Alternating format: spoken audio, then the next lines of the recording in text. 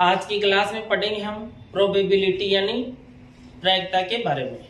पिछली क्लास में हमने देखा कि प्रायिकता का मान सदैव 0 से 1 के बीच ही होता है, यानी किसी भी घटना की प्रायिकता ना तो 0 से छोटी हो सकती अर्थात ना तो ऋणात्मक हो सकती है और ना ही 1 से बड़ी हो सकती है, यानी कि प्रायिकता का मान सदैव 0 से 1 के बीच ही होता है।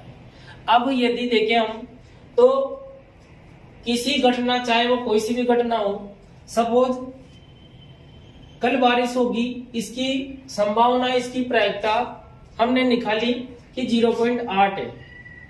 तो पूछा गया है कि यदि कल बारिश होगी, इसकी प्रायिकता 0.8 हो, तो कल बारिश नहीं हो, इसकी प्रायिकता ज्ञात कीजिए।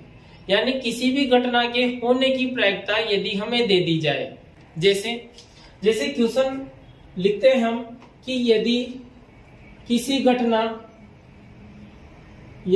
घटना चाहे वो घटना कोई सी भी हो, बारिशों का होना, सिक्के का उछालना, पासे को फेंकना, कोई सी भी XYZ घटना हो, यदि किसी घटना के होने की प्रायिकता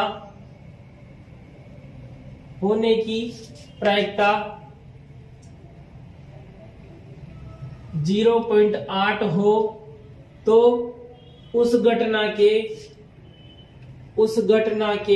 नहीं होने की प्रायिकता ज्ञात कीजिए।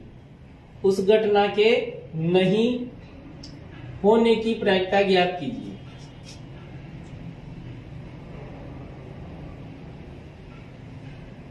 अब यहां पर देखें, हमें दिया गया है कि किसी घटना के होने की प्रायिकता, अर्थात हमें PE का मान दिया गया है। किसी भी घटना, कोई भी इवेंट है, क्योंकि इवेंट को ही घटना कहते हैं, तो कोई भी घटना है उसकी प्रायिकता हमें दी गई है 0.8। तो उस घटना के नहीं होने की, यानी कि PE के ऊपर बार, इसका मान हमें निकालना है। इसका अर्थ हुआ कि वो घटना हो रही है और इसका अर्थ हुआ कि वो घटना नहीं हो रही है। यानी किसी घटना के होने की प्रायिकता इतनी हो तो उस घटना के नहीं होने की प्रायिकता कितनी होगी, ये वैल्यू हमें निकालनी है।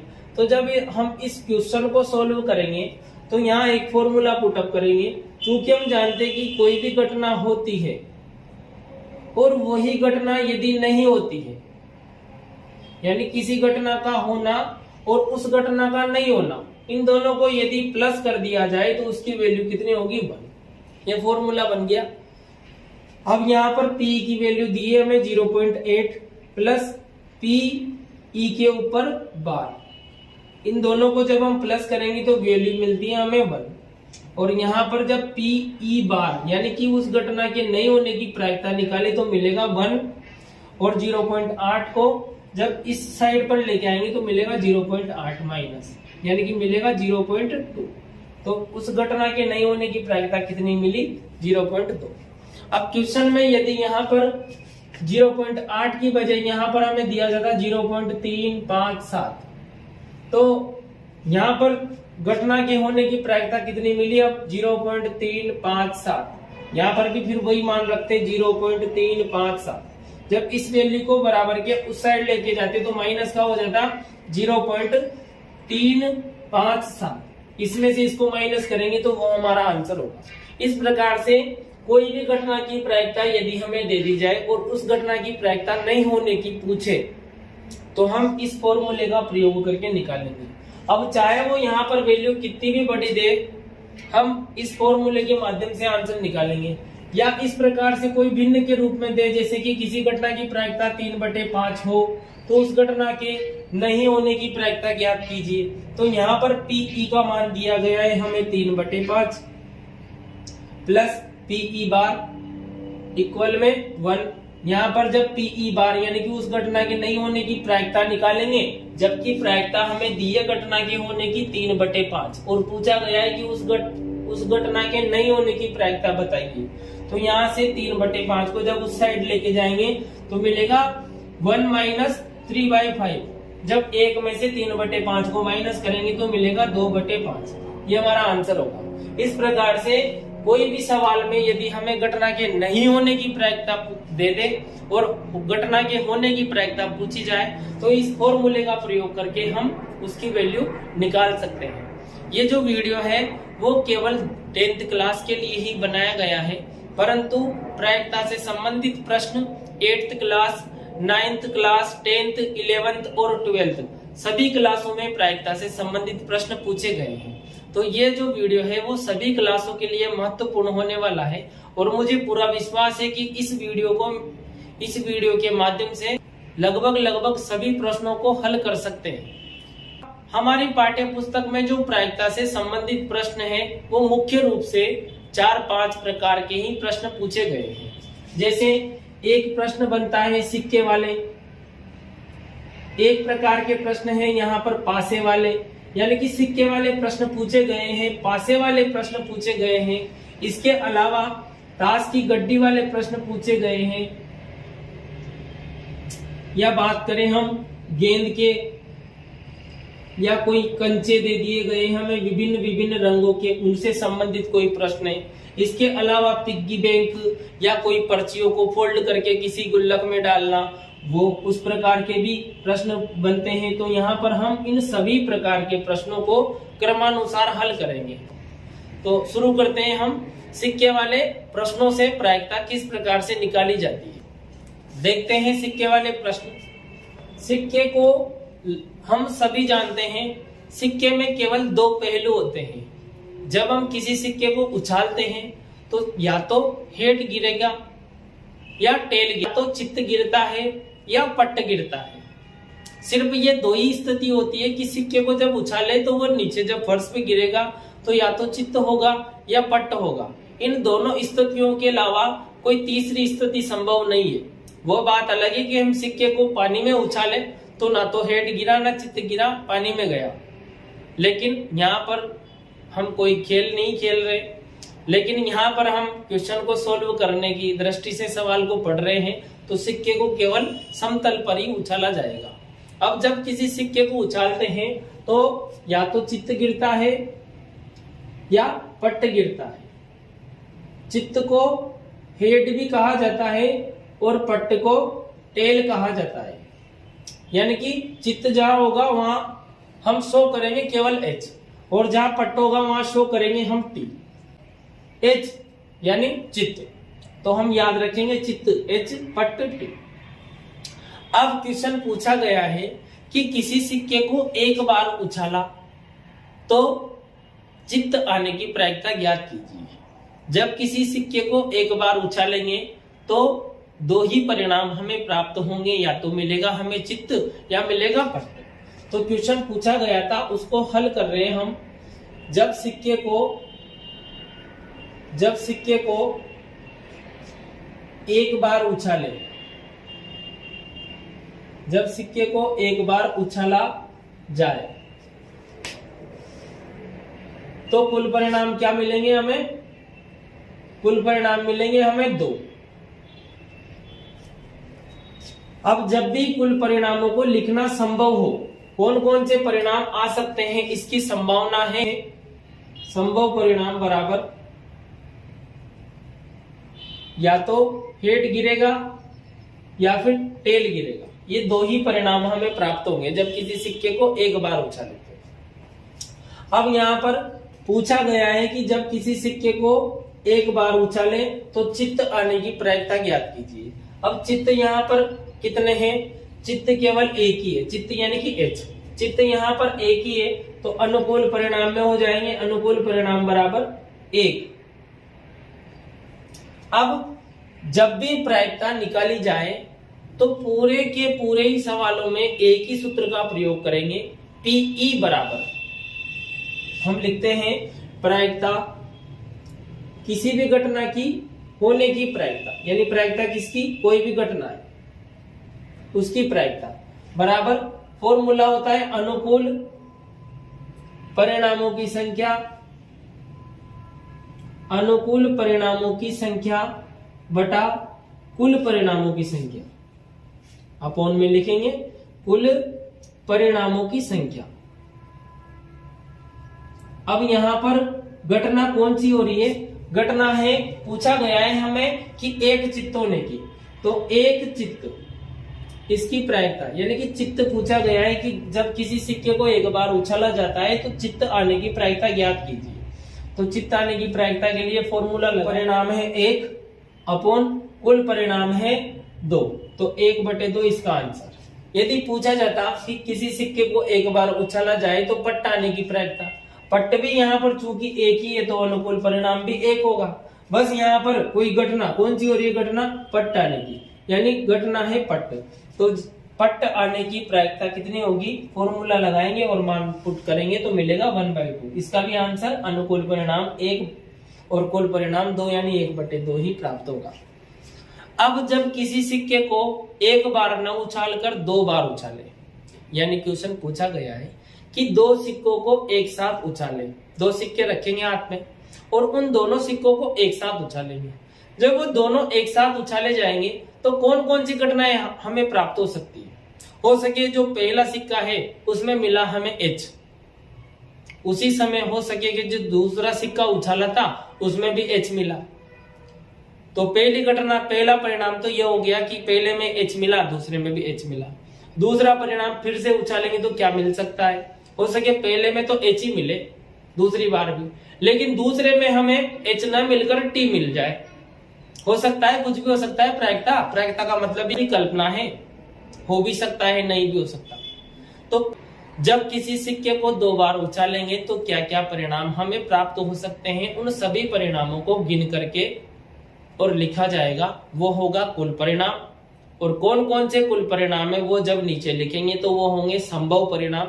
उसके बाद में अगली स्टेप होगी हमारे अनुकूल परिणाम। अनुकूल परिणाम लिखते समय ये देखा जाता है कि क्वेश्चन में पूछा क्या गया है, जो चीज वो पूछे उसी अनुसार हमें अनुकूल परिणाम बनाने होंगे। जैसे कि यहाँ पर किसी सिक्के को एक बार न उछाल कर 2 बार उछाले, जब किसी सिक्के को 2 बार उछाले, कोई 2 अलग अलग सिक्के हैं, अब यहाँ पर यह प्रश्न बनता है कि एक सिक्के को 2 बार उछालना या 2 सिक्कों को एक साथ उछालना, बात एक ही है।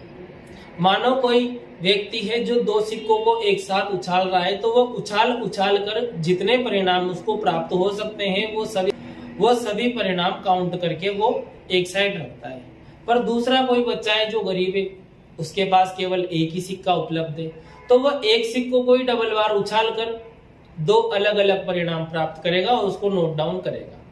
तो बात एक ही है, जब एक सिक्के को 2 बार उछाले या 2 सिक्कों को एक साथ उछाले, तो यहाँ पर जब 2 सिक्कों को एक साथ उछालेंगे तो कुल परिणाम कितने मिलेंगे, कुल परिणाम कौन कौन से मिल सकते हैं, वो निकालने के लिए 2 सिक्कों को एक साथ उछाले या 3 सिक्कों को एक साथ उछाले, कितने भी बार उछाले सिक्के को, हमें ध्यान रखना है कि सिक्के वाले प्रश्न में कुल कितने पहलू होते हैं, सिक्के के 2, तो 2। अब सिक्के को उछाला कितनी बार जा रहा है, यदि एक ही बार उछाला जा रहा है तो इसके पावर लगाएंगे 1, 2 की घात 1 का मतलब 2। जब सिक्के को एक बार उछालेंगे तो कुल परिणाम मिलेंगे हमें 2। जब किसी सिक्के को 2 बार उछालेंगे तो कुल परिणाम प्राप्त होंगे हमें 4। तो यहाँ पर सिक्के को 2 बार उछाला जाता है तो कुल परिणाम मिलेंगे 4। अब संभव परिणाम कौन कौन से होंगे वो लिखने के लिए क्या करें कि यहाँ कुल परिणामों को देखेंगे, कुल परिणाम कितने हैं 4, तो 4 का आधा करेंगे। जब 4 का आधा करेंगे तो मिलता है 2, यानी एक बार, अब यहाँ पर 4 का आधा करेंगे तो मिलता है 2, यानी 4 का आधा 2, तो 2 बार हम H लिखेंगे और 2 बार ही हम T लिखेंगे। अब 2 बार लिखने के बाद में देखिए 2 का हाफ करेंगे, फिर से आधा करेंगे 2 का तो मिलता है 1, यानी 1 बार H 1 बार T, फिर से 1 बार H 1 बार T। यहाँ पर हमें कुल 4 परिणाम प्राप्त हुए। अब हम कितना भी 2 सिक्कों को एक साथ उछाल कर परिणामों को नोट कर ले, इन चारों के अलावा कोई 5वां परिणाम हो ही नहीं सकता है। तो जब किसी सिक्के को एक साथ 2 बार उछाला जाता है तो कुल परिणाम कितने मिलेंगे 4। और संभव परिणाम कौन कौन से मिलेंगे, संभव परिणाम मिलेंगे हमें HH या HT या TH या TT, ये 4 परिणाम हमें प्राप्त हुए। अब यहाँ पर देखें तो अनुकूल परिणाम, हमारे अनुकूल परिणाम कौन से हैं। क्वेश्चन पूछा गया था कि जब किसी सिक्के को 2 बार उछाला जाता है तो दो पट्ट आने की प्रायिकता ज्ञात कीजिए। दो पट्ट, पट्ट यानी कि टी। अब दो बार टी कहां पर है, कितनी बार है? यहाँ पर टी है ही नहीं, यहाँ पर टी केवल एक बार है, यहाँ पर भी टी केवल एक ही बार है, जबकि यहाँ पर टी दो बार है। तो क्वेश्चन में पूछा गया था कि दो पट्ट आने की प्रायिकता ज्ञात कीजिए। तो दो पट्ट यानी हमारे अनुकूल परिणाम कौन से हुए? जहां पर दो पट्ट होंगे वो हमारे अनुकूल परिणाम होंगे। अब दो पट्ट कहां पर है और कितनी बार है? दो पट्ट केवल एक स्थान पर आया हुआ है, एक ही बार है। तो अनुकूल, हमारे अनुकूल, तो हमारे अनुकूल परिणाम कितने होंगे? केवल एक। तो कुल परिणाम 4 और अनुकूल परिणाम 1। अब वही प्रायिकता का फॉर्मूला लगाएंगे, जो कि प्रायिकता बराबर या पीई बराबर, प्रायिकता किसकी प्रायिकता पूछी जा रही है? दो पट्ट की, दो पट्ट आने की प्रायिकता। दो पट्ट आने की प्रायिकता बराबर अनुकूल परिणामों की संख्या बटा कुल परिणामों की संख्या। अनुकूल परिणाम है 1 और कुल परिणाम है 4, तो 1/4 इसका आंसर होगा। यदि प्रश्न पूछा जाता, देखो ध्यान रखना, कुल परिणामों की संख्या जैसे जैसे बढ़ेगी प्रश्न पूछने की संभावना भी बहुत ज्यादा बढ़ जाएगी। जैसे कि एक टॉपिक है ताश की गड्डी वाला, तो वहां पर ताश की गड्डी में जानते हैं कि 52 पत्ते होते हैं। अब वहां पर पत्तों की संख्या 52 है, तो प्रश्नों की संख्या भी विभिन्न हो सकती है, यानी कि अलग अलग प्रकार के प्रश्न पूछे जा सकते हैं वहां पर, क्योंकि पत्तों की संख्या ज्यादा है, कुल परिणाम ज्यादा है। यहाँ कुल, अभी इसके पहले वाले प्रश्न में हमने देखा कुल परिणाम केवल 2 ही थे, तो वहां पर प्रश्न कम पूछे जा सकते हैं, एक चित्ताने की, एक पट्टाने की, या उसके अलावा और भी कुछ पूछे तो वहां पर मिलेगा 0। जैसे 2 पट्टाने की, वहां 2 पट्ट है ही नहीं गई, तो वहां पर मिलेगा 0। 2 चित्ताने की 0, अनुकूल परिणाम वहां पर 0 0 0 होगा। यानी कि कुल परिणाम जैसे जैसे बढ़ते रहेंगे प्रश्नों की संख्या भी वैसे वैसे बढ़ती रहेगी।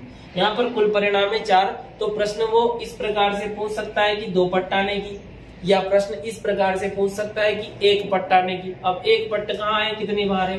1 पट्ट ये रहा, 1 पट्ट ये रहा, केवल 1 पट्ट 2 बार है, तो अनुकूल परिणाम हो जाएगा 2। प्रश्न यदि इस प्रकार से पूछे कि जब किसी सिक्के को 2 बार उछाला जाता है, जब किसी सिक्के को 2 बार उछाला जाता है तो कम से कम 1 पट्ट आने की प्रायिकता ज्ञात कीजिए।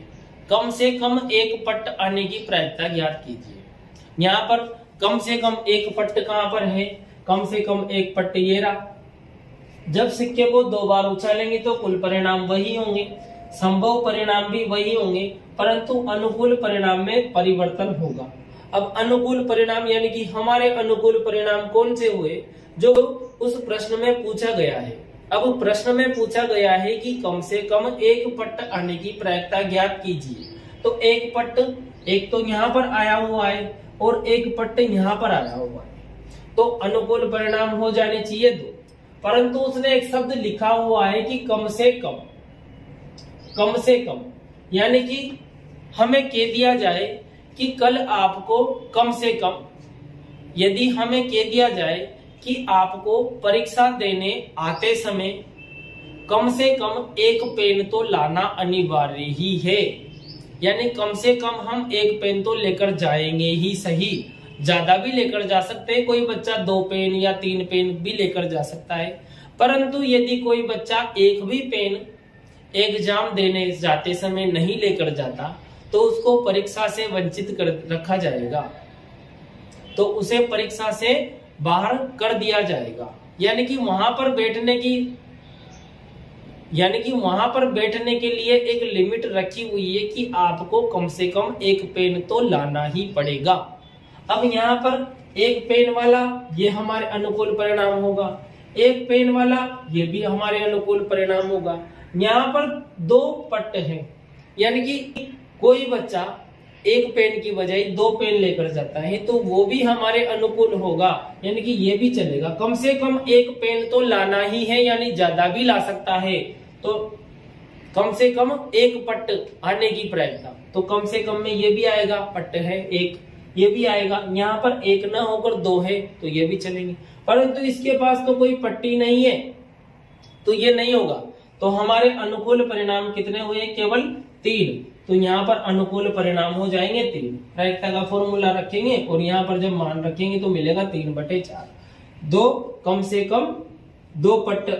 कम एक पट्ट आने की प्रायिकता, कम से कम एक पट्ट आने की प्रायिकता बराबर 3/4 प्राप्त होगी। लेकिन यदि कम से कम की बजाय वो इस प्रकार से कह दे कि अधिक से अधिक, यानी कि कोई भी सिक्के को जब 2 बार उछाले तो ज्यादा से ज्यादा, अधिक से अधिक एक चित्त आने की प्रायिकता ज्ञात कीजिए। एक चित्त आने की मतलब, चित्त का मतलब होता है एच, तो ज्यादा से ज्यादा एक चित्त आए। कल आप जब आओ पेपर देने तो ज्यादा से ज्यादा आपको एक चपाती खाकर आनी है, यानी सिर्फ एक ही रोटी खाकर आनी है, इससे ज्यादा नहीं खाकर आनी है। यदि आप इससे ज्यादा खाकर आओगे तो आपको नींद आएगी, एग्जाम के लिए आप एलिजिबल नहीं रहोगे। तो यहाँ पर देखें, ज्यादा से ज्यादा पूछा गया है, अधिक से अधिक पूछा गया है एक चित्त आने की, अधिक से अधिक एक चित्त आने की प्रायिकता। तो एक चित्त वाला यानी कि ये हमारे अनुकूल होगा, एक चित्त वाला ये भी हमारे अनुकूल होगा। लेकिन यहाँ पर तो 2 चित्त हैं तो ये नहीं चलेंगे। पूछा गया है कि आपको कल एग्जाम देने आते समय ज्यादा से ज्यादा केवल एक चपाती खाकर आनी है, इससे ज्यादा नहीं खाकर आनी है। यदि इससे ज्यादा खाकर आओगे तो आपको नींद आ जाएगी। तो ज्यादा से ज्यादा केवल एक चपाती खाकर आनी है, तो जो एक खाकर आया है वो चलेगा। इसके अलावा वो भी चलेगा जो बिल्कुल भी नहीं खाकर आया, यानी कि यहाँ पर एच एक बार भी नहीं है, तो ये भी हमारे अनुकूल होगा, यानी कि ये भी होगा, ये हमारे अनुकूल होगा, ये हमारे अनुकूल होगा, ये हमारे अनुकूल होगा, परंतु ये हमारे अनुकूल नहीं होगा क्योंकि यहाँ पर 2 चित्त है। कहा गया था कि अधिक से अधिक केवल एक चित्त ही होना चाहिए, यहाँ पर तो 2 चित्त है, तो ये हमारे अनुकूल नहीं होगा। तो यहाँ पर अनुकूल परिणामों की संख्या कितनी हो जाएगी? 3। अधिकतर बच्चे अधिक से अधिक वाले प्रश्न में कंफ्यूज होते हैं और इस सवाल को वो लगभग 90% बच्चे गलत करके आते हैं। तो इस सवाल का थोड़ा सा ध्यान रखिए कि कम से कम और अधिक से अधिक वाले प्रश्नों में अनुकूल परिणाम किस प्रकार से लिखना है।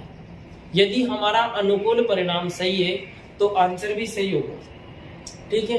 तो इस प्रकार से सिक्के वाले सवालों को हल किया जाता है। अब यदि पूछा गया कि किसी सिक्के को 3 बार उछाला जाता है तो निम्न परिणाम आने की प्रायिकता ज्ञात कीजिए। जब किसी सिक्के को 3 बार उछालते हैं तो हमें ज्ञात करना है कि 3 चित्त होने की प्रायिकता या अधिक से अधिक 2 पट्ट होने की प्रायिकता और एकांतरत 3 चित्त या 3 पट्ट होने की प्रायिकता। तो सबसे पहले देखते हैं हम कि सिक्के को 3 बार उछालने पर कुल परिणाम, 3 बार उछालने पर कुल परिणाम। जब किसी सिक्के को 3 बार उछालते हैं तो कुल परिणाम हमें मिलेंगे। चूंकि जानते हैं कि सिक्के के कुल पहलू रहते हैं 2, या तो हेड या टेल। अब सिक्के को कितनी बार उछाला जाता है? 3 बार उछाला जाता है, तो इसके पावर लगाएंगे 3 और 2 की पावर 3 का मतलब 8, यानी कि कुल परिणामों की संख्या होगी 8। अब ये जो 8 परिणाम है वो कौन कौन से मिलेंगे?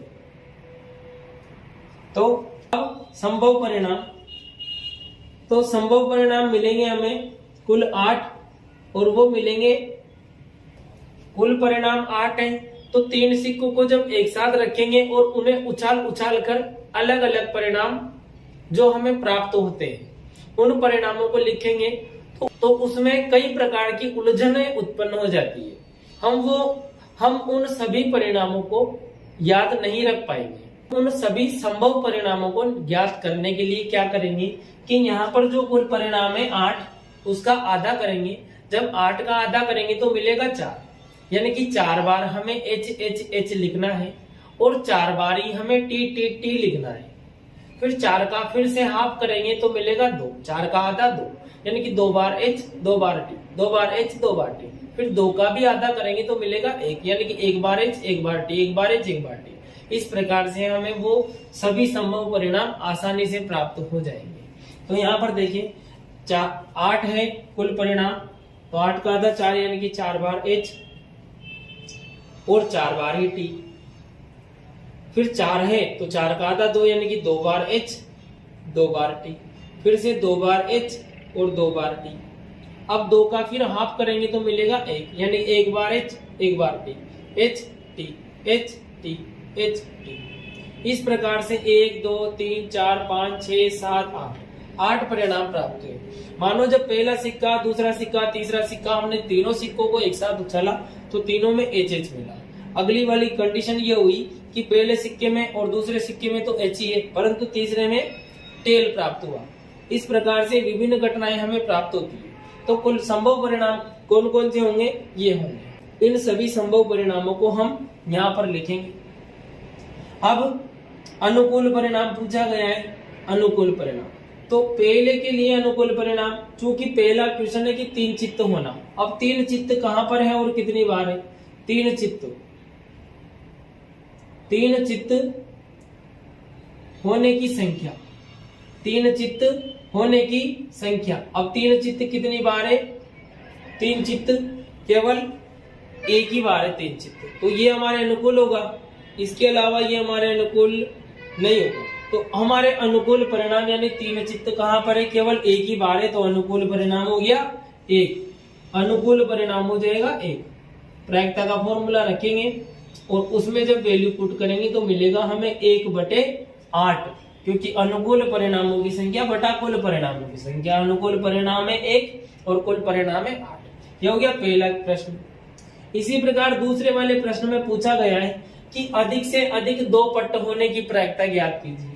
अब अधिक से अधिक 2 पट्ट यानी कि ज्यादा से ज्यादा 2 पट्ट आने चाहिए। पट्ट का मतलब बोले तो टीम, पट्ट का मतलब टीम, यानी कि ज्यादा से ज्यादा, अधिक से अधिक केवल 2 पट्ट ही होने चाहिए, इससे ज्यादा नहीं होने चाहिए। अब 2 पट्ट कहां पर है? कब 2 से कम होंगे तो भी चलेंगे, यानी कि 2 से कम, ये 2 है हमारे अनुकूल 2 पट्ट, यहाँ पर 1 पट्ट ये भी हमारे अनुकूल, 1 पट्ट ये भी हमारे अनुकूल, यहाँ पर पट्टी नहीं है ये भी हमारे अनुकूल। कहा गया है कि अधिक से अधिक 2 पट्ट होने चाहिए, यानी 2 से अधिक होंगे तो हमारे अनुकूल नहीं होंगे। यहाँ पर 3 पट्ट हैं तो केवल ये हमारे अनुकूल नहीं होगा, बाकी सब हमारे अनुकूल परिणाम होंगे।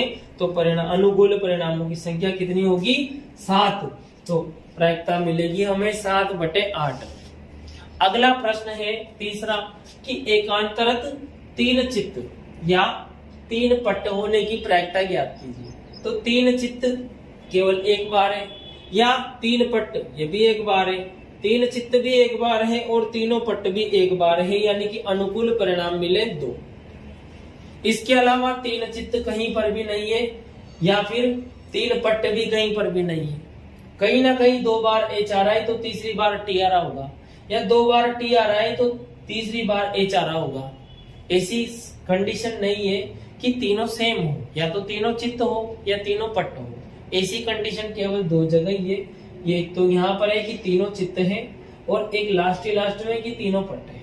और यहाँ पर कहा गया कि एकांतर तीनों के ही चित्त आने चाहिए या तीनों के ही पट्ट आने चाहिए। तो अनुकूल परिणाम जो हमारे अनुकूल होंगे प्रश्न के अकॉर्डिंग वो मिलेंगे 2। तो अनुकूल परिणाम हो जाएंगे 2, प्रायिकता हो जाएगी 2/8। काटेंगे तो मिलेगा हमें, कैंसिल करेंगे तो मिलेगा हमें 1/4। इस प्रकार से सिक्के वाले प्रश्नों को हमें सोल्व करना है। अब पाठ्य पुस्तक में जितने भी सिक्के वाले प्रश्न बनते हैं उनको एक बार देखें, वो सभी प्रश्न इस प्रकार से ही हल होंगे। अब देखते हैं हम पासे वाले सवालों के बारे में। पासा एक घनाकार डिब्बा होता है जिसकी लंबाई, चौड़ाई और ऊंचाई तीनों समान हो। बेसिकली हम देखें तो जो किसी जनरल स्टोर वाले के पास जो कांच की पेटी होती है अधिकांश वो पासे नुमा होती है, यानी कि पासे में 6 फलक होते हैं और वे सभी फलक वर्ग के आकार के होते हैं और सेम होते हैं, भुजा समान होती है। यानी कि इस प्रकार से बनी संरचना पासा कहलाती है। अब इस प्रकार की संरचना के उदाहरण बहुत सारे हैं, जैसे साबुन का कोई पीस है वो पासा है, या चौक का डिब्बा वो एक पासा है, फैंसी स्टोर वाले के पास जो कांच की पेटी है वो एक पासा है, इसके अलावा विभिन्न कई सारे ऐसे उदाहरण है, पर शर्त है कि सभी फलक यहाँ पर सेम एक ही माप के होने चाहिए। अब यहाँ पर इस पासे में कुल 6 फलक हैं और प्रत्येक फलक पर कोई ना कोई अंक जरूर लिखा होता है। जैसे कि 1 पीछे वाले फलक पे लिखा हुआ है 2, ऊपर वाले पे 3, नीचे वाले पे 4, आगे वाले फलक पे 5 और पीछे वाले फलक पे 6। इस प्रकार पासे में कुल 6 फलक होते हैं और उन सभी 6 फलकों पर कोई ना कोई अंक लिखा होता है। यानी जब किसी पासे को फेंका जाता है, याद रखिए पासे को फेंका जाएगा जबकि सिक्के को उछाला जाएगा। तो जब किसी पासे को एक बार फेंका जाता है तो कुल कितने परिणाम आने की संभावना है? 6। जब हम किसी पासे को एक बार फेंकेंगे तो या तो 1 मिलेगा या 2, 3, 4, 5 या 6। ऐसा तो नहीं है कि जब किसी पासे को हम फेंके और हमें 7 अंक लिखा हुआ प्राप्त हो ही नहीं सकता, क्योंकि पासे में केवल 6 तक ही अंक लिखे हुए हैं। 7 तो पासे में कहीं किसी फलक पर लिखा ही नहीं गया है। इसी प्रकार जब किसी पासे को फेंके तो 0 लिखे होने की प्रायिकता, 0 अंक भी कहीं पर पासे में नहीं होता है। यानी कि जब किसी पासे को फेंके तो कुल संभव परिणाम कौन कौन से परिणाम आने की संभावना होती है? 1, 2, 3, 4, 5, 6, यानी 1 से 6 तक के परिणाम प्राप्त होने की संभावना ही होती है। तो इस प्रकार क्वेश्चन हम देखते हैं कि जब किसी पासे को एक बार फेंका जाए तो 5 से बड़ा अंक आने की प्रायिकता ज्ञात कीजिए। अब जब किसी पासे को हम एक बार फेंकेंगे तो कुल कितने परिणाम प्राप्त होंगे वो हमें लिखने होंगे। उसके बाद में कौन कौन से परिणाम हमें प्राप्त होंगे यानी कि संभव परिणाम वो भी लिखने होंगे। उसके बाद अनुकूल परिणाम जो कि प्रश्न में पूछा गया है वो लिखेंगे। उसके बाद फॉर्मूले का प्रयोग करेंगे, उसमें वैल्यू पुट करेंगे तो हमें आंसर प्राप्त होगा। यहाँ पर प्रश्न पूछा गया है कि जब किसी पासे को एक बार फेंका जाता है तो 5 से बड़ा अंक होने की प्रायिकता ज्ञात कीजिए। तो जब पासे को एक बार फेंकते हैं, पासे को एक बार फेंकने पर, पासे को एक बार फेंकने पर कुल परिणाम, जो कुल परिणाम मिलेंगे वो क्या मिलेंगे? कुल परिणाम बराबर 6, जो कि पासे में कुल 6 ही परिणाम है और उसको फेंक भी एक ही बार रहे हैं तो 6 की घात 1 मतलब आंसर होगा 6। तो कुल परिणाम मिला हमें 6। यदि पासे को 2 बार फेंकते तो यहाँ पर पासे में कुल संभव परिणाम 6 होते हैं और यदि 2 बार फेंकेंगे तो यहाँ पर घात लगा देंगे 2। 6 की घात 2 का मतलब 36, यानी कि कुल परिणाम मिल जाएंगे 36। अभी फिलहाल पासे को सिर्फ एक ही बार फेंका हुआ है तो कुल परिणाम मिलेंगे 6। अब संभव परिणाम कौन कौन से होंगे? संभव परिणाम जब किसी पासे को एक बार फेंका जाता है तो कौन कौन से परिणाम प्राप्त होने की संभावना है? या तो मिलेगा 1 या मिलेगा 2, 3, 4, 5 या 6। ऐसा तो नहीं है कि 7, 8 भी मिले, 0 भी मिले, नहीं, केवल यही परिणाम हमें प्राप्त हो सकते हैं। अब पूछा गया है कि 5 से बड़ा अंक, तो 5 से बड़ा अंक कौन है और कितने हैं? 5 से बड़ा अंक कौन सा है? 5 से बड़ा केवल एक ही अंक है 6। अनुकूल परिणाम हो जाएगा 1। अनुकूल परिणाम कितने अंक है जो 5 से बड़े हैं? केवल 1 अंक है, केवल 1 अंक है जो 5 से बड़ा है। तो अनुकूल परिणामों की संख्या हो जाएगी 1, जो हमारे अनुकूल है। कितने जने हमारे अनुकूल है? केवल 1 जना हमारे अनुकूल है, तो अनुकूल परिणाम मिलेगा हमें 1। अब जब यहाँ पर हम प्रायिकता का फॉर्मूला लगाएं तो 5 से बड़ा अंक, 5 से बड़ा अंक यानी कि प्रायिकता, किसकी प्रायिकता? 5 से बड़ा अंक होने की प्रायिकता बराबर फॉर्मूला रखेंगे अनुकूल परिणामों की संख्या, अनुकूल परिणामों की संख्या बटे कुल परिणामों की संख्या। जब हम इस फॉर्मूले में मान रखेंगे तो मिलेगा हमें अनुकूल परिणाम 1 और कुल परिणाम 6, तो 1/6 हमारा आंसर होगा। इसी प्रकार से हम देखें कि किसी पासे को एक बार फेंका जाता है तो 5 से छोटा अंक प्राप्त होने की प्रायिकता। अब पासे को जब एक बार फेंकेंगे तो कुल परिणाम वही 6 मिलेंगे, संभव परिणाम वही मिलेंगे। और पूछा गया है कि 5 से छोटा, तो 5 से छोटे अंक, अब 5 से छोटे कौन कौन है? 5 से छोटे 1 भी है, 5 से छोटे 2 भी है, 3 भी है, 4 भी है, तो 1, 2, 3, 4 यानी कुल परिणाम, यानी कि हमारे अनुकूल जो परिणाम है वो मिलेंगे 4। तो अनुकूल परिणामों की संख्या हो जाएगी 4 और प्रायिकता के फॉर्मूले प्रायिकता के फॉर्मूले में जब हम मान रखेंगे तो मिलेगा 4/6। इनको कैंसिल करेंगे तो मिलेगा 2/3, यानी कि 2/3 हमारा आंसर होगा। इस प्रकार से पासे वाले सवालों को हल करते हैं। यदि पासे को 2 बार फेंका जाता है तो कुल परिणाम कितने मिलेंगे? जब किसी पासे को 2 बार फेंका जाए, जब किसी पासे को 2 बार फेंकने पर कुल परिणाम मिलेंगे। पासे में जो कि संभव परिणाम 6 है और फेंका कितनी बार जा रहा है? 2 बार, तो इसके पावर लगाएंगे 2 और 6 की घात 2 का मतलब होगा 36। तो यहाँ पर कुल परिणाम हो गए 36। क्योंकि परिणामों की संख्या अधिक है तो इससे जो प्रश्न पूछे जाएंगे उनकी संख्या भी अधिक होगी, यानी यहाँ पर अलग अलग प्रकार के प्रश्न बनते हैं। तो जब किसी पासे को 2 बार फेंका जाता है तो कुल परिणाम मिलेंगे 36। अब संभव परिणाम कौन कौन से होंगे? वो अधिक होंगे संभव परिणाम। अब उन सभी संभव परिणामों को लिखने के लिए 36 संभव परिणाम लिखने होंगे। वो किस प्रकार से लिखते हैं? तो देखें हम वे संभव परिणाम। यदि हम इन सभी 36 परिणामों को 2 पासों को लेकर के फेंक के देखें तो कई ज्यादा उलझन उत्पन्न हो जाएगी और हम उन सभी 36 परिणामों को काउंट नहीं कर पाएंगे।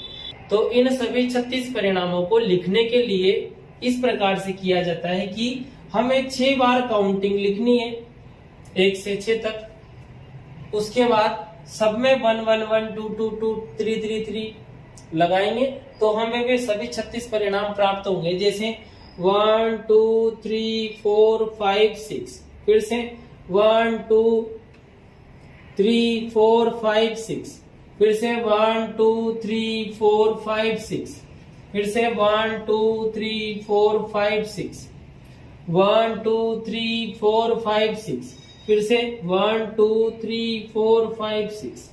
यहाँ पर मिला 1 2 3 4 5 और 6 बार ऐसे 1 से 6 तक काउंटिंग करेंगे और सबके पास में 1 1 1 1 1 1।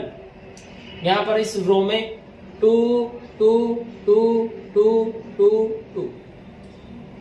अगले भी इस कॉलम में 3 3 3 3 3 3, फिर से 4 4 4 4 4 4, फिर 5 5 5 5 5 5, अगले में 6 6 6 6 6 6। ये अलग अलग परिणाम प्राप्त हुए। जैसे कि हमने कोई 2 पासे फेंके थे, एक पासे में हमें 1 मिला ऊपर और दूसरे में भी हमें 1 मिला। अगली बार जब हमने फिर से पासा फेंका, सपोज दूसरे पासे हमें 2 मिला परंतु दूसरे पासे में हमें 1 ही मिला। पहले पासे में हमें 3 मिला, दूसरे पासे में 1 ही मिला। इस प्रकार से ये जब हम किसी पासे को 2 बार फेंकते हैं तो निम्न परिणाम, तो ये परिणाम हमें प्राप्त होते हैं। अब इन सभी परिणामों के माध्यम से हम उस प्रश्न को हल करेंगे। पूछा गया है, माना कि पूछा गया है कि जब किसी पासे को एक साथ 2 बार फेंका जाता है तो इसकी क्या प्रायिकता होगी कि अंकों का योग 7 हो। अब अंकों का योग 7 हो तो यहाँ पर जो दो अंक आए हुए हैं, इन दोनों अंकों का योग 7 हो, ये कहाँ पर संभव है? ये है यहाँ पर 6 और 1 7। तो एक हमारे अनुकूल परिणाम हो गया 6,1, 5 और 2 7, ये भी हमारे अनुकूल प्राप्त होगा। ये परिणाम भी हमारे अनुकूल प्राप्त होगा 4 और 3 7। यहाँ पर देखिए 3 और 4 7, ये भी हमारे अनुकूल प्राप्त होगा। इसी प्रकार से यहाँ पर देखें 2 और 5 7, ये भी हमारे अनुकूल होगा। 1 और 6 7, ये भी हमारे अनुकूल होगा।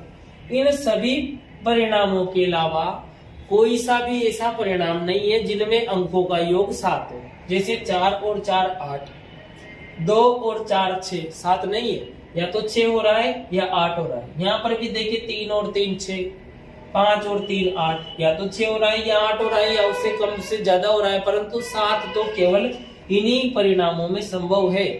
तो हमारे अनुकूल परिणाम कौन कौन से हुए? ये सभी तो संभव परिणाम होंगे और हमारे अनुकूल परिणाम होंगे, हमारे अनुकूल परिणाम केवल 6। तो 6 हमारे अनुकूल परिणाम होंगे। अब यहाँ पर प्रायिकता का फॉर्मूला रखेंगे और वहां पर जब वैल्यू पुट करेंगे तो आंसर प्राप्त होगा अनुकूल परिणाम तो 6, यानी कि अनुकूल परिणामों की संख्या 6 बटा कुल परिणामों की संख्या 36। तो 6/36, 6/36 को जब कैंसिल करेंगे तो मिलेगा 1/6। तो आंसर होगा 1/6।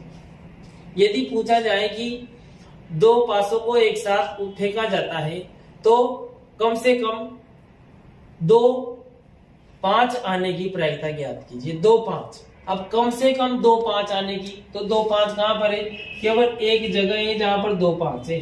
तो कम से कम 2 5 आने की, यानी कि इससे कम नहीं आने चाहिए, कम से कम 2 5 आए। कम से कम एक पेन लेकर आना ही है, कम से कम एक चपाती खाकर आनी ही है, इससे कम नहीं खाकर आनी, इससे ज्यादा खाकर आ सकते हो।